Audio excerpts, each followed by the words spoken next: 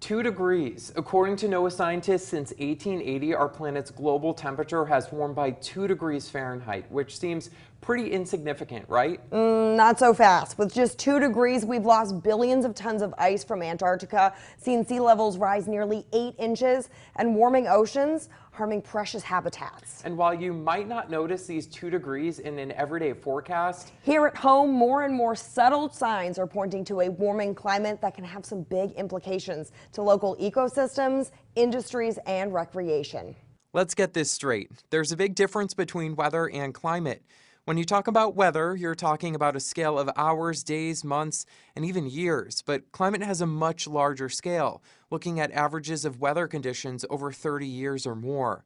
Just think of it this way. The weather tells you what you need to wear each day, whereas the climate tells you what types of clothes you need in your closet, like shorts or snow pants. Locally, we see variations that depend on proximity to a water body, in the case of Lake Champlain, the elevational difference that we'll see in Northeast Kingdom, and the fact that the southeast part of the state actually looks more like Massachusetts and New Hampshire because it's lower in elevation, not receiving the moderating impacts of Lake Champlain itself. Vermont state climatologist Dr. Leslie Ann Dufini-Giroux says that Vermont's climate as a whole can be classified as humid continental, with warm, muggy summers and cold, snowy winters.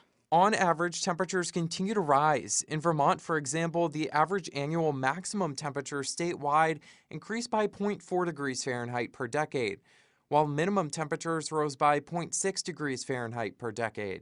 Many are already seeing the results of these differences, including less lake and pond freezovers, earlier springs, and longer growing seasons. These changes can have major impacts on local businesses, the economy, and our way of life. It's not just precipitation, it's not just temperature, it's also things like the droughts getting more severe, are we getting more flooding?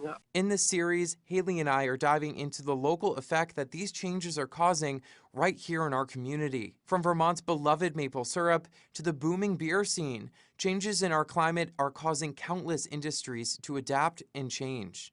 Next week, we're diving headfirst into the leaves. The foliage season is in full force here in northern New England and New York. But how has our warm and dry summer played a role in the gorgeous colors we're seeing?